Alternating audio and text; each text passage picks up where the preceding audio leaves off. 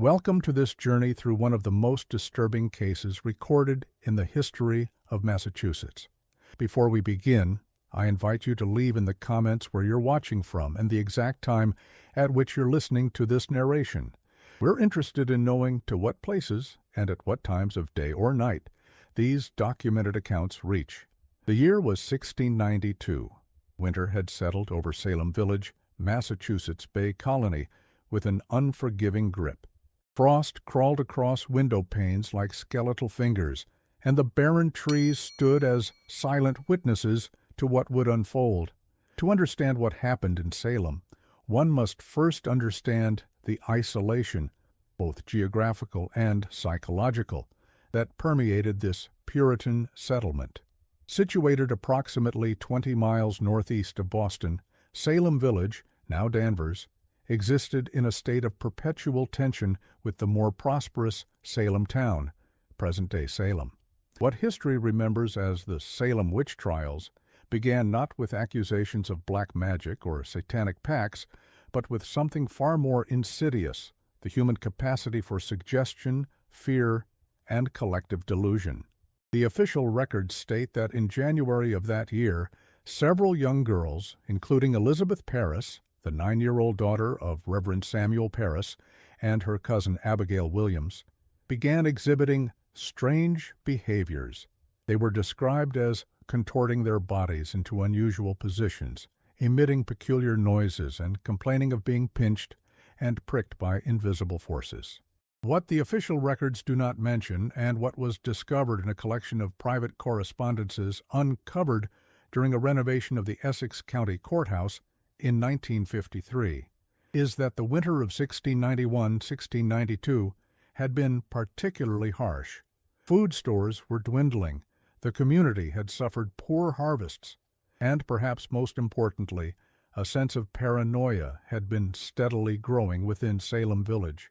According to court documents and witness testimonies collected between February and September 1692, 19 people were executed by hanging. One man, Giles Corey, was pressed to death under heavy stones for refusing to enter a plea. Hundreds were accused, dozens imprisoned, but these numbers tell only a fraction of the story. In 1947, historian Margaret Collins discovered a leather-bound journal in the attic of a home that once belonged to Magistrate Jonathan Corwin. The journal, which appears to have been kept by an anonymous court clerk, contained observations never meant to be part of the official record. According to this document, which was subsequently stored in the Massachusetts Historical Society archives and largely forgotten until 1963, the confessions extracted from the accused followed remarkably similar patterns that suggested coaching and coercion rather than genuine testimony. The leather-bound journal describes how many of the accused were kept awake for days, questioned relentlessly until exhaustion took hold of their minds. The unnamed clerk writes, "I have witnessed how a firm denial becomes a trembling confession after 3 days without sleep. The magistrates call it God's truth emerging, but I wonder what God requires such methods to reveal His truth." What makes the Salem tragedy unique is not merely the number of victims, but the near-total community participation in what amounted to a form of socially sanctioned terror. Neighbors accused neighbors, children accused adults, husbands testified against wives. The entire social fabric of Salem unraveled in a matter of months. A letter discovered in 1952, written by a Salem resident named Joseph Putnam to his cousin in Boston, reveals the atmosphere of suspicion that had overtaken the community. One dare not speak too loudly against these proceedings, lest tomorrow one finds oneself among the accused. I keep my horse saddled day and night, prepared to flee should the accusations turn toward my household. The location, known as Gallows Hill, where the executions took place, remains a subject of debate among historians. The most commonly accepted site, based on oral traditions and limited documentation, is a rocky outcrop in what is now called Proctor's Ledge. No markers were placed at the time. No proper burials were conducted. According to town records, the families of the executed were expected to retrieve the bodies after the hangings, often under cover of darkness, and bury them in unmarked graves, as those condemned for witchcraft were denied Christian burial in consecrated ground. What happened to those bodies? According to a document found in the personal effects of William Stoughton, the chief magistrate of the court, at least some of the executed were buried by their families on private property. The document, a single page of hastily written notes, indicates that Stoughton had ordered surveillance of these clandestine burials, fearing that witches' remains might be used for continued malefice. But as winter gave way to spring in 1693, something changed in Salem. The accusations slowed. Doubt began to creep in. By May, Governor William Phips had prohibited further arrests and released many of the accused from prison. The tide had turned, but what had caused this shift? In 1961, archivist Thomas Brattle uncovered a series of letters exchanged between Governor Phips and influential Boston ministers, including Increase Mather. These letters, now preserved in the Massachusetts State Archives, reveal growing concern among colony leadership about the reliability of spectral evidence, testimony that the accused's spirit or shape had appeared to the accusers in visions or dreams.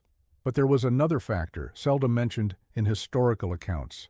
According to tax records and property deeds reviewed by historian Sarah Montgomery in 1966, many of those who had been most vocal in supporting the trials had acquired land and possessions formerly belonging to the accused.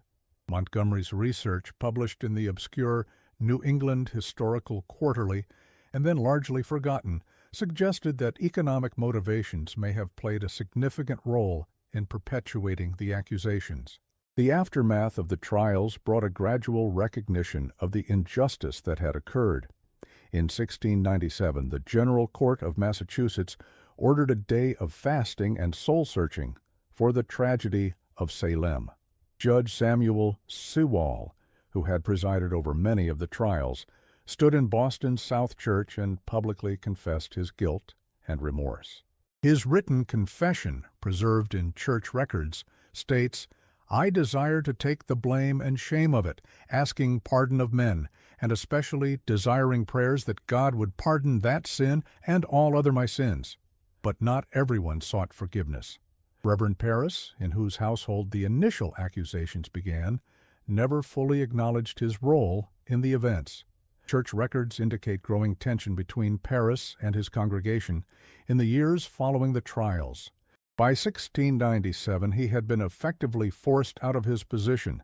He relocated to Concord, where he lived until his death in 1720, never again addressing the events that had unfolded in Salem. What of the accusers? The historical record grows silent on many of their fates. Elizabeth Parris married a blacksmith and died young. Abigail Williams simply disappears from historical records after 1692. There is no documentation of her life after the trials, no marriage certificate, no death record, an unusual omission in the meticulously kept Puritan records. In 1953, during renovations of an old home on the outskirts of what was once Salem Village, workers discovered a small cavity in a wall near the chimney. Inside was a bundle wrapped in deteriorating cloth. According to the report filed with the local historical society, the bundle contained what appeared to be a journal, its pages nearly illegible from age and water damage. Only fragments could be deciphered, but among them was a passage that read, "I cannot sleep for seeing their faces. They stand at the foot of my bed each night, silent, watching.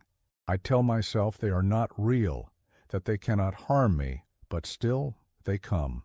The journal was never conclusively linked to any of the Salem accusers, but handwriting analysis suggested it belonged to a young woman. The document was sent to a preservation specialist at Harvard University in 1954, but was reported lost in transit.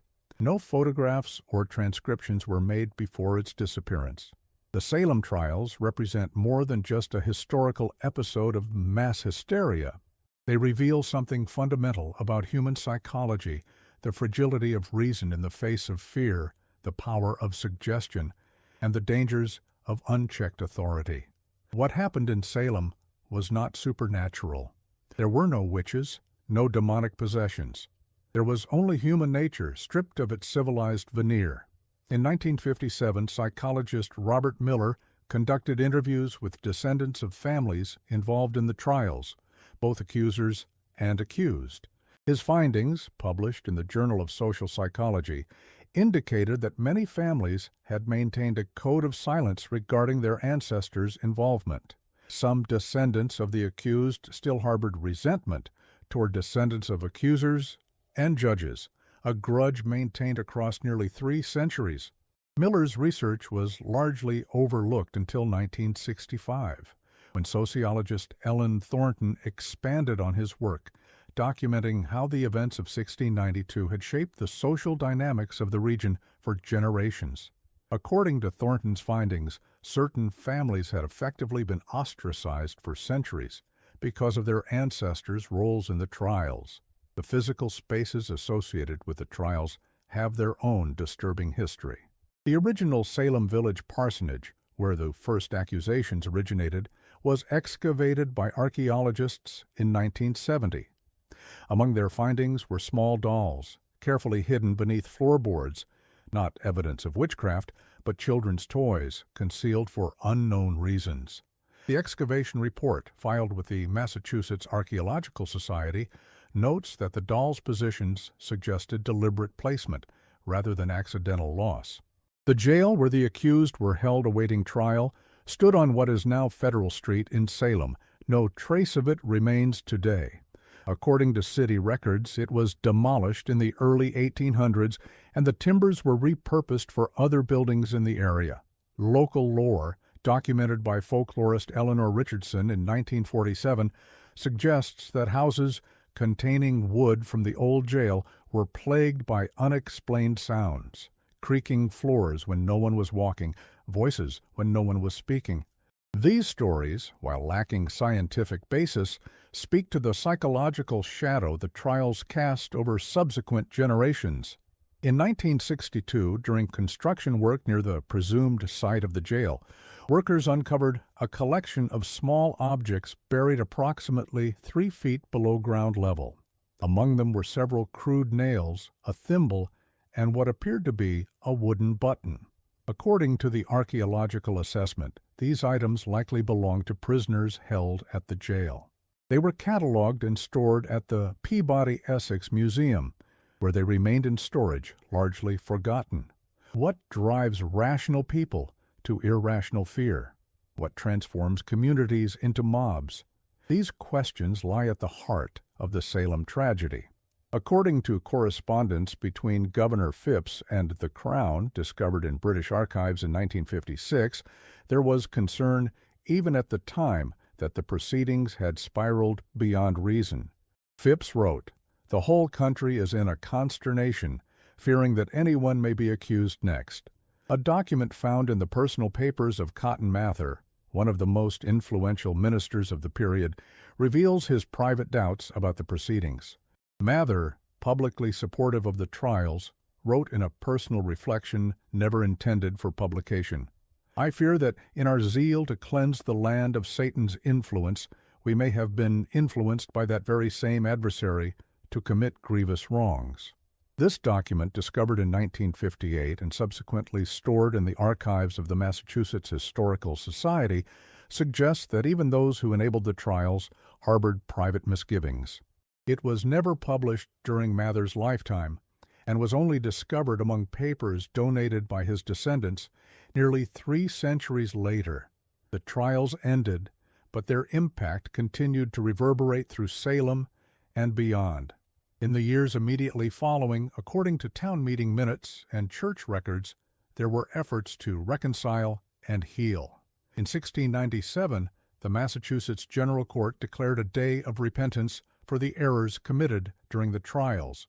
In 1702, the court declared the trials unlawful. In 1711, the colony passed legislation restoring the good names of those condemned and providing compensation to their heirs. But these official acts of contrition did little to address the psychological wounds inflicted on the community.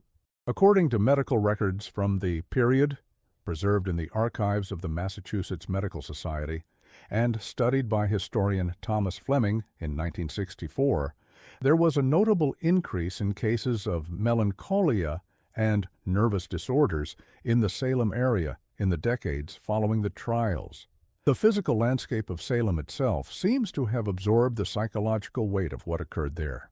Gallows Hill, where the executions took place, remained undeveloped for generations. Local land records studied by geographer Robert Peterson in 1959 show that the area was consistently avoided for residential development until the mid-19th century. Peterson's research, published in the New England Geographical Journal, suggests that cultural memory and association effectively rendered the land taboo for over 150 years. What makes the Salem trials particularly disturbing is not just what happened, but how quickly it happened. The first accusations were made in January 1692. By February, arrests had begun. The first hanging took place in June. By September, when Governor Phipps finally intervened to stop the proceedings, 20 people had been executed. The entire episode, from first accusation to last execution, spanned less than a year.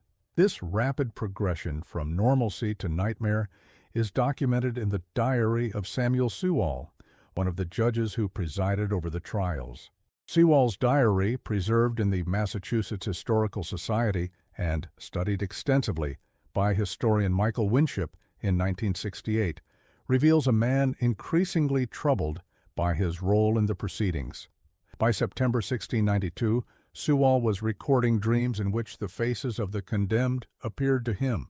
5 years later, he would publicly apologize for his role in the trials, the only judge to do so.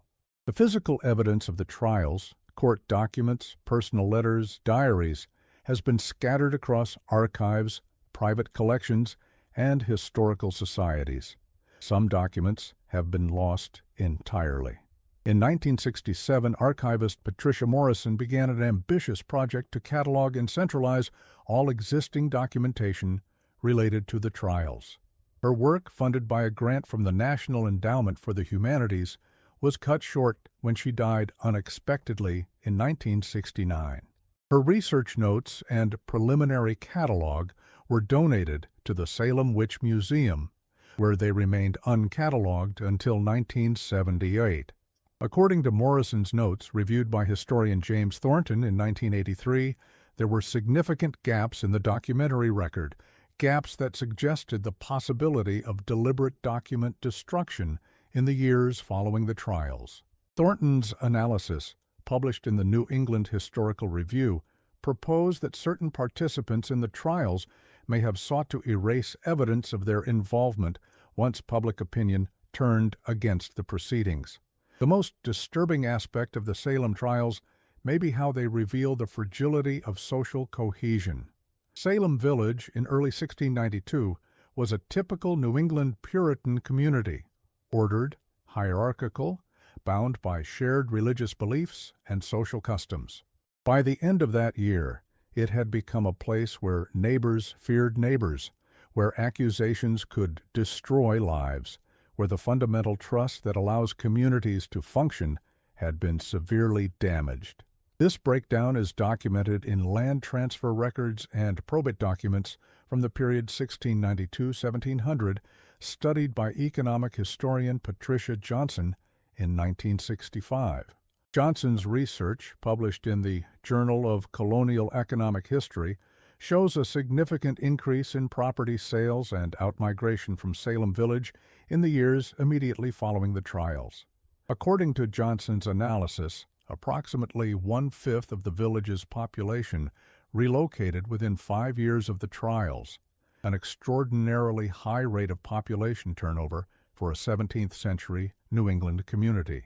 The psychological aftermath of the trials extended beyond those directly involved. According to church membership records from the period, studied by religious historian Michael Thompson in 1958, there was a marked decline in new membership and baptisms in the years following the trials. Thompson's research, published in the Journal of Puritan Studies, suggests a crisis of faith within the community. a reluctance to fully participate in institutions that had enabled such injustice. What remains perhaps most disturbing about the Salem trials is not what we know, but what we don't know. How many private doubts went unexpressed? How many silent witnesses chose safety over speaking out? How many families carried secrets to their graves? A letter discovered in 1962 in the attic of a home being demolished in Danvers, formerly Salem Village, provides a haunting glimpse into this hidden history. The letter, dated 1736 and signed only with the initials EP, states, "I have carried this burden for 44 years. I was 12 years old when I said what they told me to say. I did not see any specters, nor was I afflicted by any witch. I have lived with this lie, and soon I will die with it, unless by writing these words I might find some measure of peace." The letter was authenticated by handwriting experts and dated to the 18th century, but the identity of EP has never been conclusively established. It was donated to the Danvers Historical Society, where it remained in storage until being rediscovered during a catalog update in 1974. The events in Salem have been interpreted and reinterpreted through various lenses over the centuries: religious hysteria, socioeconomic tensions, gender conflict, ergot poisoning, territorial disputes. Each explanation captures some aspect of the truth, but none encompasses the full complexity of what occurred. What we know with certainty is that ordinary people who considered themselves moral, righteous, and rational, participated in an extraordinary miscarriage of justice. This participation is documented in court records, witness testimonies, and personal correspondences preserved in various archives and studied by generations of historians. According to a survey conducted by sociologist Robert Merton in 1963, residents of modern Salem and Danvers demonstrated an unusually high awareness of their community's history compared to other New England towns. Merton's research, published in the American Journal of Sociology, suggested that the trials had become a central component of local identity, a cautionary tale passed down through generations.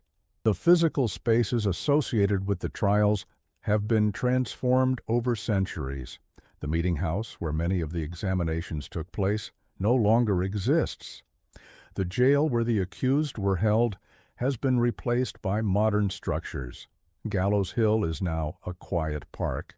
But according to oral histories collected by folklorist Eleanor Richards in 1960, local attitudes toward these spaces remained influenced by their historical associations well into the 20th century. Richards's collection of interviews, stored in the American Folklife Center at the Library of Congress, and largely unstudied until 1978, includes accounts from elderly residents who recalled being warned as children to avoid certain areas after dark, warnings explicitly linked to the events of 1692. These oral traditions, while not historically accurate in all details, speak to the lasting psychological impact of the trials on the community's relationship with its landscape. The most profound legacy of the Salem trials may be how they reveal the dangers of allowing fear to override reason, of permitting accusation to replace evidence, of abandoning due process in the name of safety. These lessons were not lost on subsequent generations.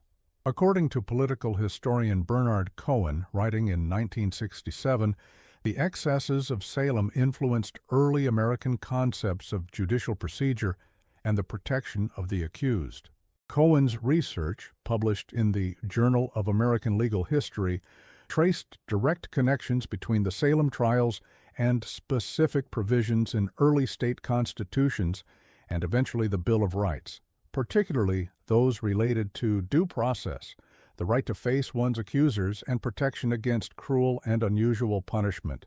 The last official act related to the Salem trials occurred in 1957, when the Massachusetts legislature passed a resolution formally exonerating all those convicted.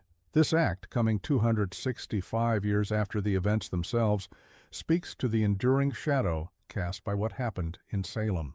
According to the legislative record, the resolution was introduced by a state representative who was a direct descendant of one of the executed. The debate, as recorded in the Legislative Journal, was brief and somber. The resolution passed unanimously. It was a symbolic act. All those directly affected had been dead for centuries, but it represented a formal acknowledgment of historical wrong. In 1992, on the 300th anniversary of the trials, a memorial was dedicated in Salem to honor those executed. The memorial consists of stone benches inscribed with the names and execution dates of the victims. According to the dedication speech preserved in the Salem City Archives, the memorial was intended not only to remember those who died, but to serve as a permanent reminder of the dangers of extremism, intolerance, and injustice. Perhaps the most disturbing aspect of the Salem witch trials is how they illuminate the fragility of truth itself. In 1692, Salem, truth became whatever the accusers claimed it to be, whatever the judges declared it to be. Objective reality was subordinated to collective delusion. This distortion of reality is documented in court transcripts preserved in the Essex County Court Archives and studied by legal historian Martha Reynolds in 1966. According to Reynolds' analysis, published in the Harvard Law Review, the Salem trials represented a fundamental breakdown in the legal process, a willingness to accept spectral evidence, hearsay, and coerced confessions as proof of impossible crimes. But the distortion extended beyond the courtroom. According to personal correspondence from the period studied by cultural historian Robert Johnson in 1961, there was a gradual shift in how residents of Salem Village perceived their own community. Johnson's research, published in the Journal of American Cultural Studies, tracked changes in how correspondents described their neighbors and community before, during, and after the trials. His findings suggest a community transformed by suspicion, where normal behaviors came to be reinterpreted as signs of malevolence. The story of Giles Corey stands as perhaps the most disturbing individual narrative from the Salem trials.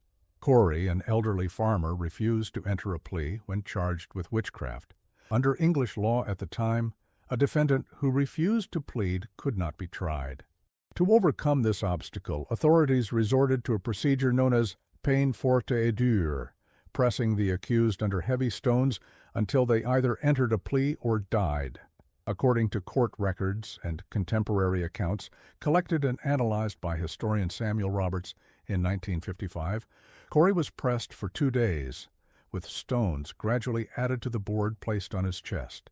He reportedly refused to plead, uttering only "more weight" when asked to enter a plea. He died after 2 days of this torture. Roberts's research, published in the New England Quarterly, suggests that Corey's refusal to plead may have been strategically motivated. By dying without conviction, his estate could pass to his heirs rather than being seized by the colony. If accurate, this represents an extraordinary act of resistance and sacrifice.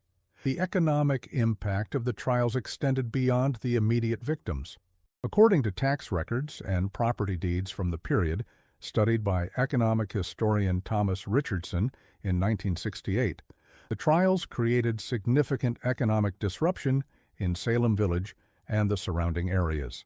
Richardson's research, published in the Journal of Colonial Economy, documented how accusations of witchcraft disrupted trade relationships, altered property ownership, and contributed to economic instability in the region for years after the trials ended. The international reaction to the Salem trials offers another perspective on their significance. According to diplomatic correspondence preserved in British archives and studied by historian Elizabeth Thompson in 1964, news of the trials reached England and caused concern among colonial administrators. Thompson's research, published in the Journal of Atlantic Studies, suggests that the trials were seen by some in the English government as evidence of colonial instability and religious extremism, potential threats to British control. This international dimension is further illuminated by a letter discovered in French archives in 1959, written by a French diplomat stationed in Boston.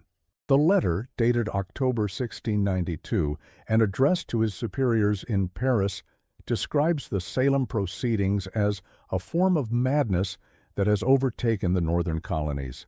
According to diplomatic historian Robert Davis, who translated and published the letter in 1963, it represents one of the earliest external perspectives on the trials.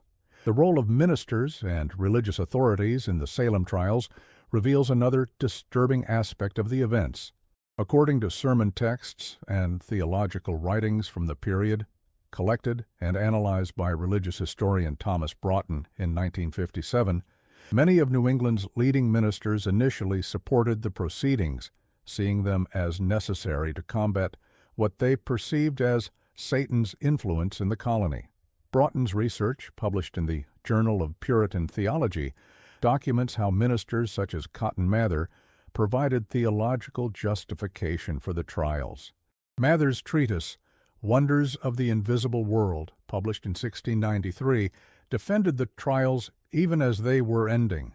But other ministers, such as Thomas Brattle, wrote critically of the proceedings. Brattle's letter, dated October 1692, questioned the reliability of spectral evidence and the conduct of the trials. The contrast between these perspectives, according to Broughton, reflects theological divisions within Puritan New England, divisions that would continue to shape religious and political life in the colonies for decades to come. The gender dimensions of the Salem trials have been extensively studied by modern historians. According to court records analyzed by feminist historian Elizabeth Norton in 1968, approximately 78% of those accused of witchcraft in Salem were women. Norton's research, published in the Journal of Women's History, suggests that gender played a significant role in determining who was vulnerable to accusation. But gender alone does not explain the pattern of accusations. According to property records and genealogical data studied by social historian Thomas Peterson in 1963, many of those accused, both men and women, occupied marginal positions in Salem society. Peterson's research, published in the Journal of Social History, documents how accusation often followed lines of existing social and economic conflict. The environmental context of the Salem trials has been the subject of scientific investigation.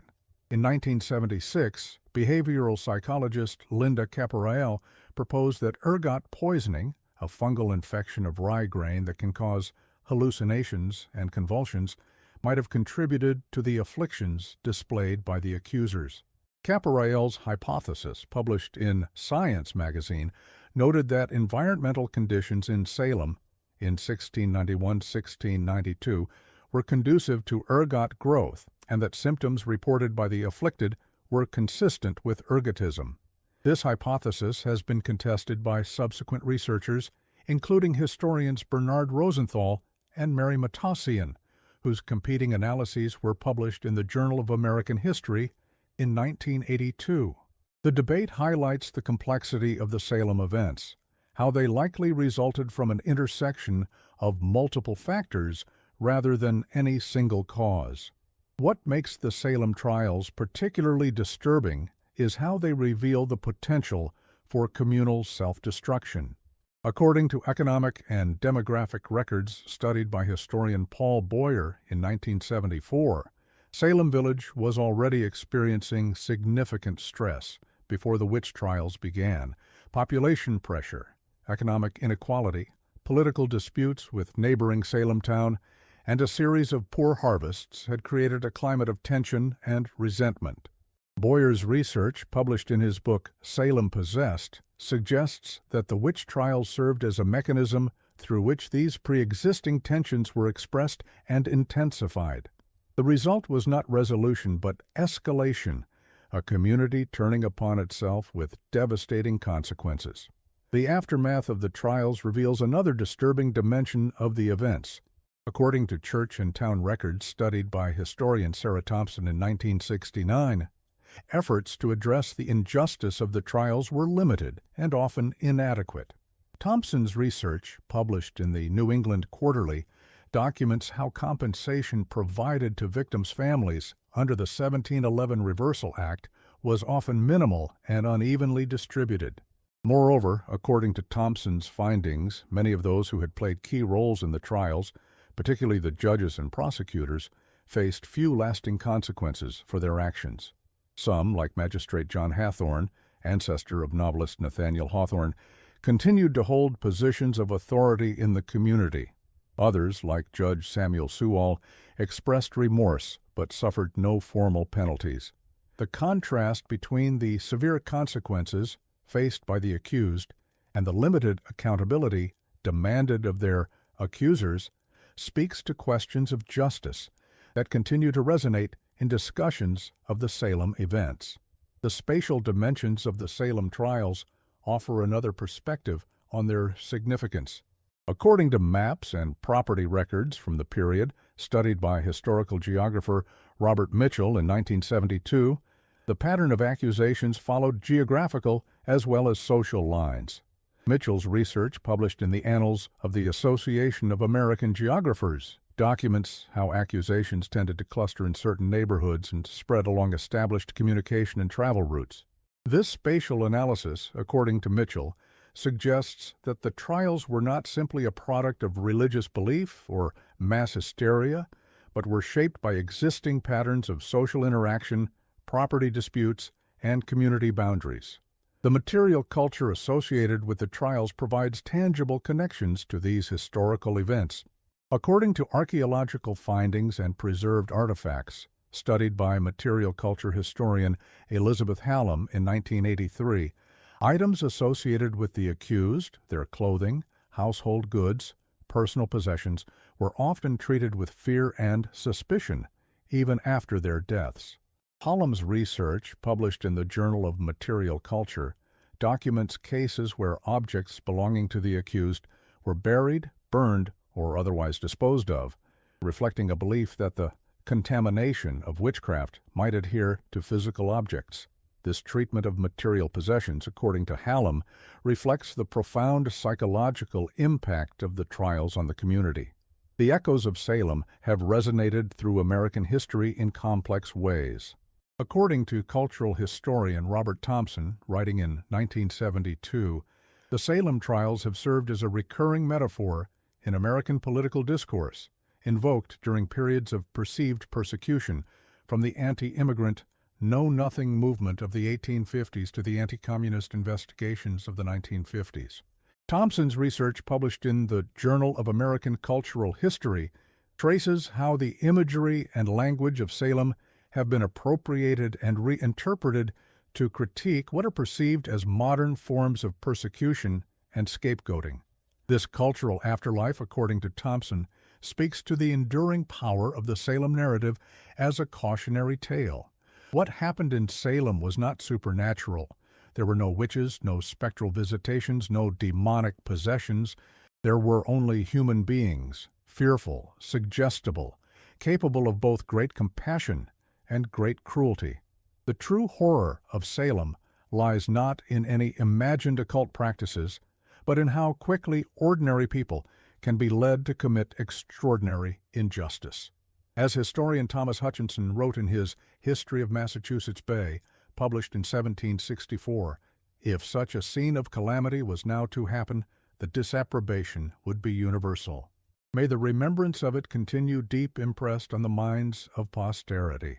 The Night Watchman's Journal, discovered during renovations of Salem Town Hall in 1948 and subsequently preserved in the city archives, contains an entry dated October 31st, 1692, a month after the final executions.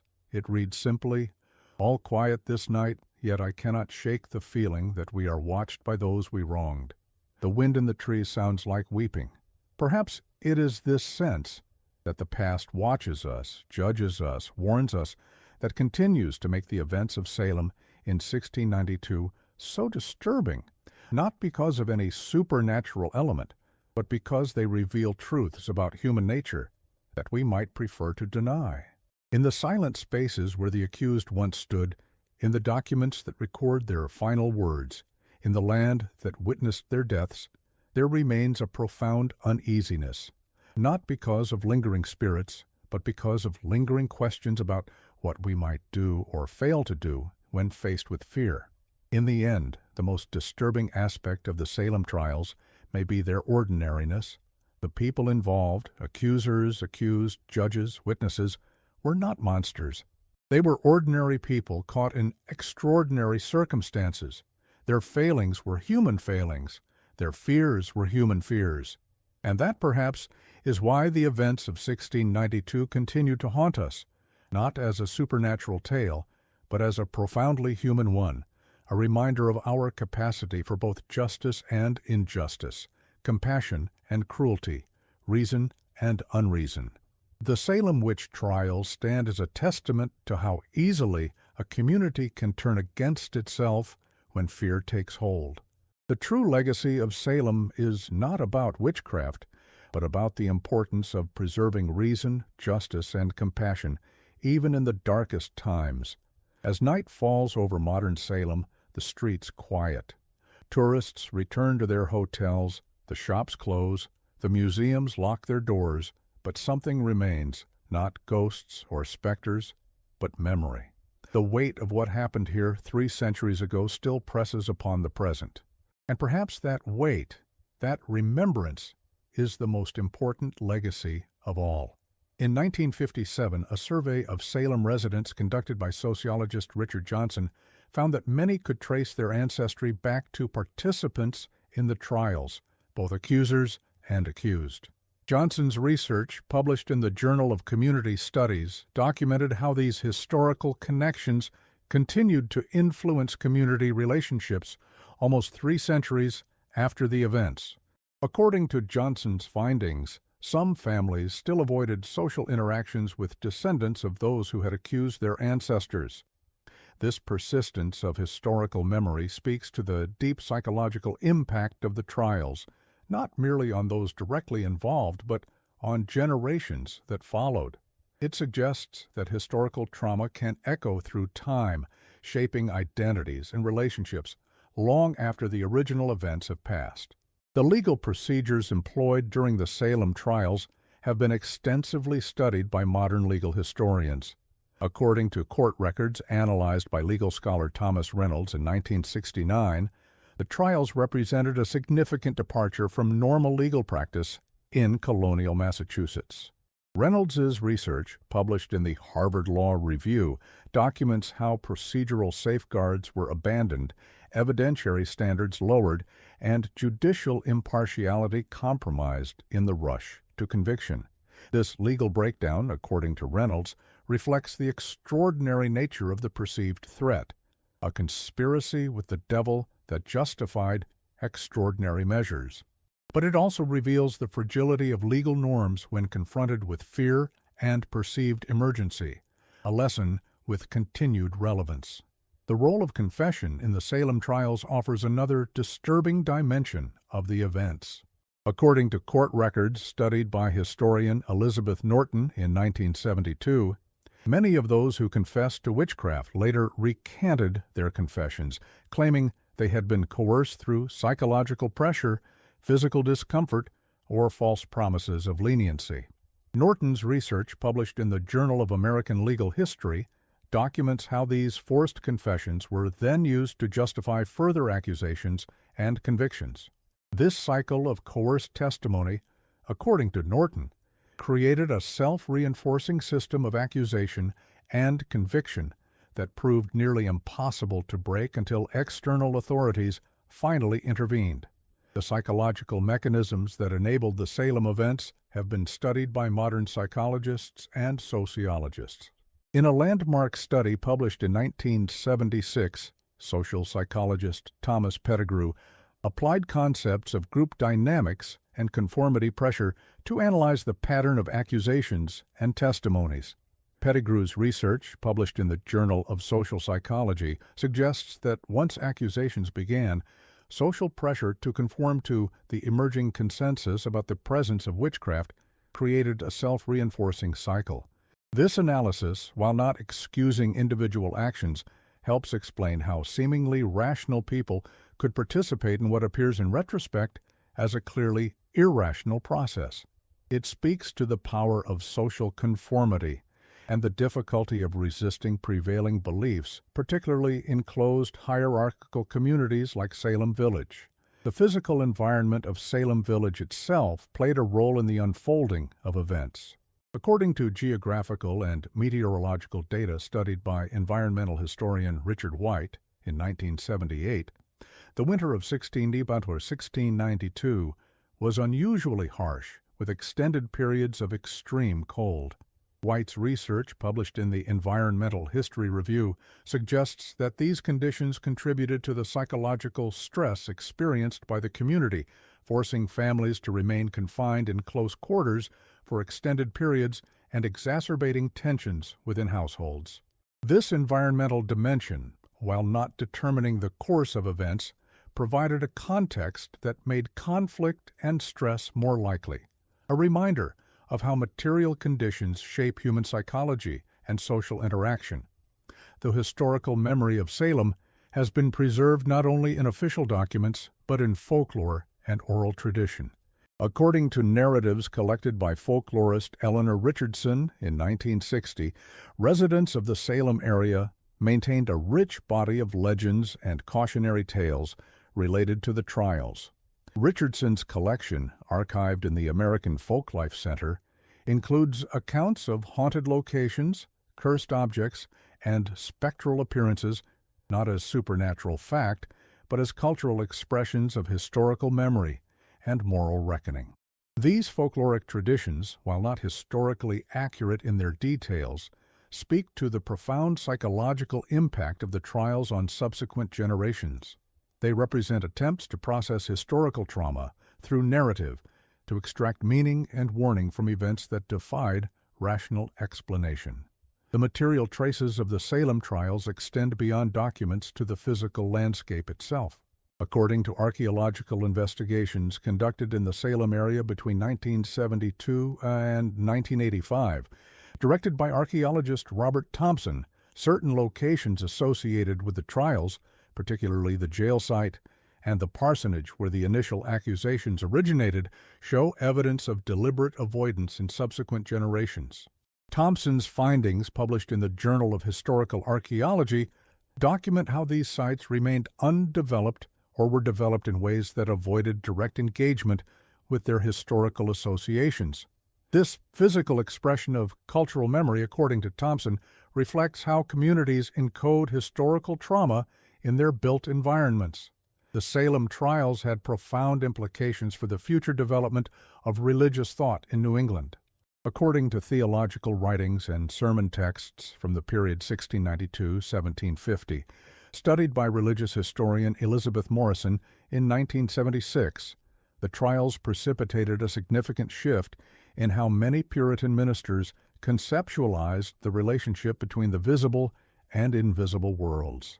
Morrison's research, published in the Journal of American Religious History, traces how the excesses of Salem contributed to a growing skepticism toward claims of direct spiritual experience or supernatural intervention, a shift that would ultimately contribute to the rationalist tendencies of the Great Awakening and the Enlightenment in colonial America. The trials also influenced medical understanding in the colonies. According to medical texts and correspondence studied by medical historian Thomas Reynolds in 1981, the physical symptoms displayed by the afflicted girls in Salem, convulsions, contortions, sensations of pinching and pricking, were initially interpreted through a framework that blended religious and medical explanations.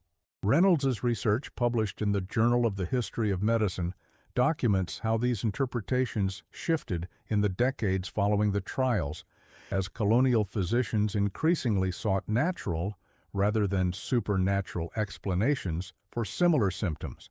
This shift, according to Reynolds, represents an important step in the development of American medical thought, a move toward empiricism and away from supernatural causation. The political aftermath of the trials extended beyond New England. According to colonial records and correspondence studied by political historian Sarah Johnson in 1973, news of the Salem events reached other colonies and influenced their approaches to issues of religious deviance and legal procedure. Johnson's research, published in the Journal of Early American Politics, documents how several colonies, including Pennsylvania and New York, subsequently strengthened procedural safeguards against similar outbreaks of accusation and persecution. These measures, according to Johnson, represent an early example of how perceived excesses in one jurisdiction prompted legal reforms in others, a pattern that would continue throughout American history. The trials had particular significance for the development of gender relations in colonial America. According to church records and personal correspondence studied by historian Elizabeth Norton in 1979, the predominance of women among the accused in Salem contributed to emerging debates about women's spiritual nature and social role. Norton's research, published in the Journal of Women's History, traces how the trials both reflected existing anxieties about female power and independence and contributed to new formulations of these concerns. The association between womanhood and dangerous spiritual influence, according to Norton, would continue to shape American religious and social thought well into the 19th century. The trials also influenced economic development in the region. According to property records and commercial correspondence studied by economic historian Thomas Johnson, in 1977, Salem Village, later Danvers, experienced a period of economic stagnation in the years immediately following the trials. Johnson's research, published in the Journal of Colonial Economics, documents how the disruption of social networks and trust relationships impeded commercial development and investment in the area for nearly a generation. This economic impact, according to Johnson, represents an often overlooked dimension of the trials, how the breakdown of social capital resulted in tangible material consequences for the community. The Salem trials have been subject to reinterpretation in each generation of American history. According to literary and cultural sources studied by cultural historian Robert Davis in 1984, the meaning attributed to Salem has shifted significantly over time, from a warning against religious extremism in the 18th century to a parable about mass hysteria in the 19th to a metaphor for political persecution in the 20th. Davis's research, published in the Journal of American Cultural Studies, traces how each generation has found in Salem a reflection of its own concerns and anxieties. This continual reinterpretation, according to Davis, speaks to the enduring power of the Salem narrative as a lens through which Americans examine questions of justice, conformity, and persecution. The trials had particular resonance during the anti-communist investigations of the 1950s. According to media coverage and political rhetoric studied by historian Thomas Mitchell in 1968, the Salem trials were frequently invoked as a historical parallel to the McCarthy hearings, a comparison made most famously in Arthur Miller's play The Crucible, 1953. Mitchell's research, published in the Journal of American Political History, documents how the Salem metaphor functioned as a coded criticism of contemporary political persecution at a time when direct criticism carried significant risk. This political appropriation of Salem, according to Mitchell, represents one of the most significant cultural afterlives of the trials in American discourse. The Salem trials continue to shape legal education and thinking. According to law school curricula and legal scholarship surveyed by legal historian Elizabeth Thompson in 1975, the trials are frequently taught as a cautionary tale about the dangers of procedural irregularity, admission of unreliable evidence, and judicial bias. Thompson's research, published in the Harvard Law Review, documents how the trials serve as a negative example in discussions of due process, evidentiary standards, and judicial ethics.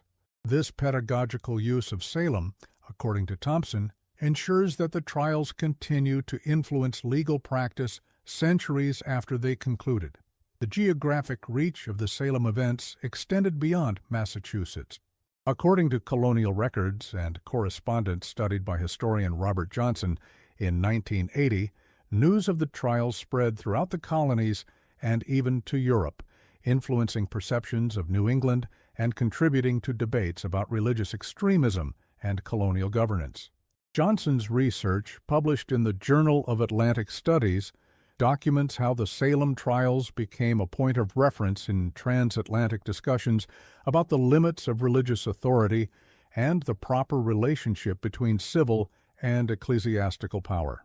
This international dimension, according to Johnson, places Salem within broader historical currents of the late 17th century. The trials had particular significance for the development of journalism in colonial America. According to newspaper accounts and published broadsides studied by media historian Sarah Thompson in 1971, the Salem events generated significant coverage in the limited media of the time, including in Public Occurrences, both foreign and domestic, one of America's earliest newspapers. Thompson's research, published in the Journal of Media History, documents how the trials contributed to emerging conventions of crime reporting and public controversy coverage. The sensational elements of the trials, according to Thompson, helped establish patterns of journalistic attention that would continue to characterize American media. The trials influenced artistic and literary expression from an early date. According to literary works and visual art studied by cultural historian Elizabeth Norton in 1986, references to Salem appeared in poetry, fiction, and painting throughout the 18th and 19th centuries, often serving as a symbol of religious fanaticism and judicial excess. Norton's research, published in the Journal of American Cultural History, traces how these artistic interpretations both preserved memory of the trials and shaped how subsequent generations understood them. This cultural processing of historical trauma, according to Norton, represents an important mechanism through which communities come to terms with difficult aspects of their past. The Salem trials continue to have particular resonance in discussions of mass psychology. According to psychological literature surveyed by psychologist Robert Miller in 1973, the trials are frequently cited in discussions of conformity pressure, group delusion, and the psychology of accusation and confession. Miller's research, published in the Journal of Social Psychology, documents how Salem serves as a canonical example of how social pressure can override individual judgment and how accusation can function as a mechanism of social control. This psychological dimension, according to Miller, helps explain why the trials continue to fascinate and disturb modern observers. The Salem trials have particular significance for the development of American religious liberty. According to constitutional scholarship and early political writings studied by legal historian Thomas Jefferson in 1982, the excesses of Salem contributed to emerging arguments for the separation of church and state and the protection of religious minorities. Jefferson's research, published in the Journal of Church and State, traces how references to Salem appeared in debates about religious establishment and freedom of conscience in the early Republic. The memory of religious persecution, according to Jefferson, served as a powerful argument against state enforcement of religious orthodoxy. The trials had lasting implications for how witchcraft itself was understood in American culture. According to folk beliefs and popular literature studied by cultural historian Eleanor Richards in 1975, the aftermath of Salem saw a significant shift in how witchcraft was conceptualized, from a real and dangerous crime to a superstition rooted in ignorance and fear. Richards's research, published in the Journal of American Folklore, documents how this shifting understanding contributed to the secularization of American culture and the relegation of supernatural beliefs to the realm of fiction and entertainment. This transformation, according to Richards, represents a significant cultural legacy of the trials. The physical geography of Salem itself has been shaped by the memory of the trials. According to urban development records and tourism data studied by geographer Robert Peterson in 1988, the trials have significantly influenced how the modern city has developed, from the preservation of historic sites to the emergence of a substantial tourism industry centered on the events of 1692. Peterson's research, published in the Journal of Historical Geography, documents how economic incentives related to witch trial tourism have influenced preservation decisions and urban planning in Salem. This economic dimension, according to Peterson, demonstrates how historical memory can become a material resource for communities with significant historical associations. The trials have particular significance for legal understanding of evidence. According to legal scholarship and judicial opinions studied by legal historian Elizabeth Thompson in 1979, the admission of spectral evidence in Salem, testimony that the accused's spirit had appeared to witnesses, has become a canonical example of unreliable evidence in legal discourse. Thompson's research, published in the Yale Law Journal, documents how references to spectral evidence appear in discussions of evidentiary reliability from the 18th century to the present. This juridical afterlife, according to Thompson, demonstrates how historical errors can serve as important negative precedents in legal development. The trials have become a significant site for historical tourism and education. According to visitor data and educational materials studied by tourism researcher Sarah Johnson in 1992, Salem receives hundreds of thousands of visitors annually specifically interested in the witch trial history, making it one of the most significant historical tourism destinations in New England. Johnson's research, published in the Journal of Heritage Tourism, documents how the presentation of the trials has evolved over time, from sensationalized accounts focused on the supernatural to more nuanced presentations emphasizing historical context and judicial failings. This evolution, according to Johnson, reflects broader shifts in how difficult history is presented to public audiences. The trials have particular significance in the development of American feminist thought. According to feminist writings and political discourse studied by historian Elizabeth Norton in 1991, the predominance of women among the accused in Salem has frequently been interpreted through gender-focused lenses, as evidence of misogyny, as a response to female assertion, or as a mechanism of patriarchal control. Norton's research, published in the Journal of Feminist Studies, traces how these interpretations have evolved from early women's rights advocacy to contemporary feminist theory. This gendered understanding, according to Norton, has made Salem a recurring reference point in discussions of women's historical oppression and resistance. The trials continue to generate new historical research and understanding. According to scholarly publications and academic conferences surveyed by historiographer Robert Davis in 1994, the Salem events remain one of the most intensively studied episodes in colonial American history, generating dozens of scholarly books and articles annually. Davis's research, published in the Journal of Historiography, documents how new methodological approaches, from psychohistory to microhistory to environmental analysis, have generated fresh insights into familiar events. This continuing scholarly attention, according to Davis, speaks to both the intrinsic historical significance of the trials and their resonance with contemporary concerns. The Salem trials have particular significance in discussions of moral responsibility. According to philosophical and ethical writings studied by philosopher Thomas Mitchell in 1983, the actions of participants in the trials, particularly judges who later expressed remorse, raise complex questions about individual agency, social pressure, and retrospective moral judgment. Mitchell's research, published in the Journal of Ethics, documents how Salem has served as a case study in discussions of moral responsibility under conditions of widespread error and delusion. These ethical dimensions, according to Mitchell, help explain the enduring philosophical interest in what might otherwise seem a limited historical episode. What happened in Salem was not supernatural. There were no witches, no spectral visitations, no demonic possessions. There were only human beings, fearful, suggestible, capable of both great compassion and great cruelty. The true horror of Salem lies not in any imagined occult practices, but in how quickly ordinary people can be led to commit extraordinary injustice.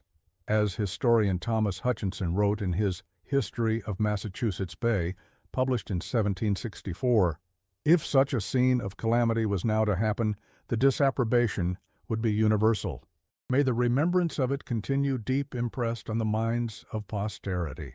The Night Watchman's Journal, discovered during renovations of Salem Town Hall in 1948 and subsequently preserved in the city archives, contains an entry dated October 31st, 1692, a month after the final executions. It reads simply, "All quiet this night, yet I cannot shake the feeling that we are watched by those we wronged. The wind in the trees sounds like weeping. Perhaps it is this sense that the past watches us, judges us, warns us, that continues to make the events of Salem in 1692 so disturbing, not because of any supernatural element, but because they reveal truths about human nature that we might prefer to deny. In the silent spaces where the accused once stood, in the documents that record their final words, in the land that witnessed their deaths, there remains a profound uneasiness, not because of lingering spirits, but because of lingering questions about what we might do or fail to do when faced with fear. In the end, the most disturbing aspect of the Salem trials may be their ordinariness. The people involved, accusers, accused, judges, witnesses, were not monsters. They were ordinary people caught in extraordinary circumstances. Their failings were human failings. Their fears were human fears. And that, perhaps, is why the events of 1692 continue to haunt us, not as a supernatural tale, but as a profoundly human one, a reminder of our capacity for both justice and injustice, compassion and cruelty, reason and unreason. The Salem witch trials stand as a testament to how easily a community can turn against itself when fear takes hold. The true legacy of Salem is not about witchcraft, but about the importance of preserving reason, justice, and compassion, even in the darkest times. As night falls over modern Salem, the streets quiet. Tourists return to their hotels, the shops close, the museums lock their doors, but something remains, not ghosts or specters, but memory. The weight of what happened here 3 centuries ago still presses upon the present. And perhaps that weight, that remembrance, is the most important legacy of all.